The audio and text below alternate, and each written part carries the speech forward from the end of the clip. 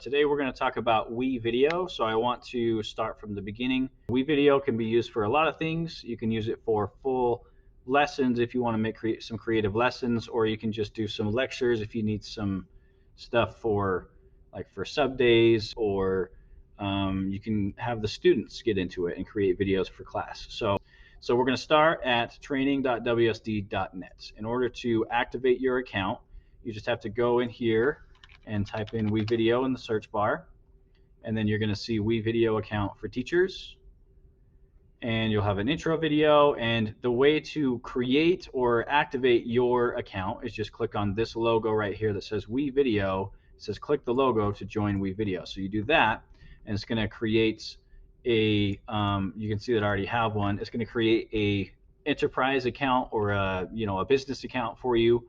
And all you have to do from there is log in with Google, and that way it'll activate your teacher account so that you have unlimited access. And once you get into WeVideo, and it's going to have you create or start working on a classroom type of assignment. This is something that if you're going to collaborate with other people, say you're collaborating on a project with other students or with teachers, and you do a classroom one, and you want, or maybe a video that you want to assign to them through WeVideo Classroom. This is still fairly new, so I'm not fully aware of everything in there, but I always just do a personal one. And then this is kind of your main page. So on your main page, they have a library with templates if you want to start using a template. So if you're creating a meeting, you can use this meeting template, and all you have to do is change the text and add your own video and that kind of stuff, and you can edit the captions and things like that. So if you don't want to use a template, you can start with Scratch and just click on Create New. But before you get in there, you can start with a template, or what they call projects. Projects are like folders, and it's just where you're going to store different things. So these are all my different projects or my different folders, and I have multiple videos. I don't know why I have a driver's ed one, but multiple videos for like my AP Lang lessons, or multiple videos. This is probably my biggest folder, is the ed tech stuff right here. I have a ton of videos inside this project, but each of those is a separate video. So that's the terminology with that. I can also just import media if I already have videos or pictures or audio that I want to do, or I can export stuff. So that's your menu over here. But if I want to just start creating a video from scratch, just click on Create New. Do you want to do a video? Do you want audio only? That's what we've done with, that's basically what the podcast is. You just start creating a video, or you can create a GIF. And there's videos that I'll share with you guys that will go into more detail about podcasts and GIFs if you guys are interested in that kind of stuff. But I'm just going to start with the basic video. As soon as I get going, it's going to say which project do you want to put this in. So I'm going to put this one into some EdTech videos. That's my project. And then what you can see is it kind of defaults to my media. This is all pictures and videos and all kinds of stuff that I've used for several things. And right now it's filled with all kinds of stuff. You can also see that they have their own stock videos. If you want to get more advanced, you can use these green screen ones to kind of, you can remove that background to kind of create some extra flair, that kind of stuff, get extra creative. But they have all kinds of videos in there. They have images that you can use. These are all stock images that are not copyrighted. Same with the audio. They have music, they have sound effects, all kinds of stuff that is not copyrighted. They also have ways to put text in there. You have ways to transition from one image or one video to the next. Lots of extras. You can put in little like emotions in there and backgrounds. But what most of us are probably going to want to start with is I want to just record a lecture. So to create a lecture, what I'm going to do is I'm going to go back to my media and I'm going to record a new one.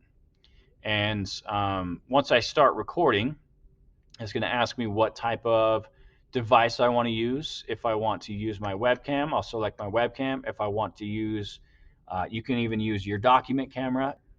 But I'm going to start recording, right? So I click my media, go to record, and I can either just record my webcam if I just want it to be my face, or I can just record my screen, which is what I'm doing right now, or I can do my screen and my webcam if I want to have a lecture and my face is like down in the corner. So I'll show you the screen and webcam. I find that students tend to kind of like it. It's a little more relatable if they can see you instead of just listening to you, and you can just have your face down in the corner. So the first thing that it's going to pull up is what kind of document do or what kind of camera do you want to use. So if you have a document camera that you're wanting to use, then you can select that. So select which one you want to do. I have, and then after you click on next, it's going to say if you have multiple screens, which screen do you want to use, or which window do you want to use, or which tab do you want to use, which you can share just like individual tabs. All right, so I'm going to share this screen that I'm looking at right now, and then it's going to give you a little countdown. If you're sharing a screen, this little icon, this little teeny window is going to show up, and it just kind of floats there. If this is the screen that I'm sharing, I like to either hide that, but if I hide it, then it kind of hides down in all of the windows that I have open, right? And if you're like me, as you teach, you have thousands of windows open, and you might end up losing that button. So at the end of the video, you have to search for it. So what I like to do is either leave it there. Students tend not to really care, or I can just move it over to a different screen if I have multiple screens. So you can either hide it or move it. But this tells me that I'm sharing right now, and when I'm done recording my video, I just click on stop. Okay, so once I stop sharing, what I see is that it adds these two tracks, and it's because I had two videos recording at the same time. I had my webcam and I had my actual lesson, right? So again, I like to think of these as layers. The video that's on top is going to be the one that takes precedence in terms of what order it shows in. So this is my webcam, and it shows up here. If I want to edit that video and I want to change the size of it or something like that, I can just double click on that track, and it's going to let me change the size of it. I can either just use over here and I can change the size of it. I can move it around.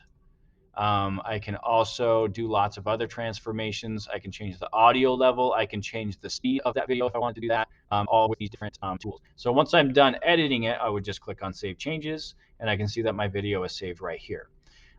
If I need to cut a part out, I'm going to use this track, snip, and select my track that I want to snip again.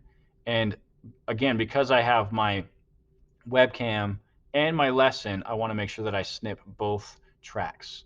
So I'm going to, once again, select that track, use my snipping tool, and snip, and then I'll just delete those two things. Now there's going to be a gap in my video, so I take these two tracks, click and drag, and I can drag them back so that they match with each other. And I can also zoom in so that I can see those a little bit better, so that I can do some more specific and direct editing videos. So say you're recording a lesson, and this happens all the time to me. Jane gets on the announcements while you're recording your lecture, and you have to cut that part out because you don't want that into your lesson. So that's how you would end up cutting out that announcement so that you can just continue teaching once the announcement is done, and you don't have to stop and then start over.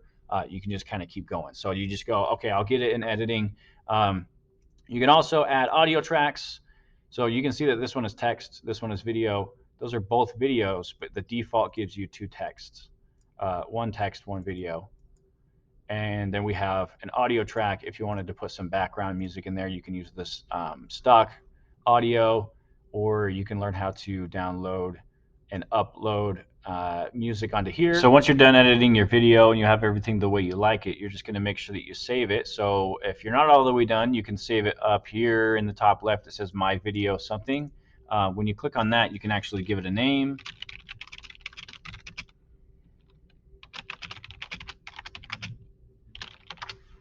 And it'll save it so that you can return to it later, or once you're ready to export it and you want to share that with the public or with your students, then you would click on Finish in the top right. You can either save it in standard definition or high definition, the only difference being that one takes longer to process than the other.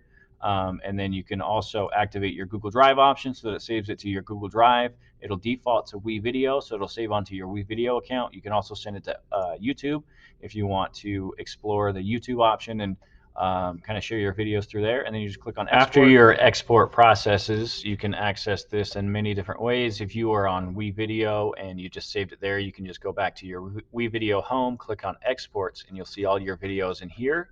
And this is like finalized ones. So I would go and find my finalized one. I would want to make sure that I sort it by date so that it's easier to find.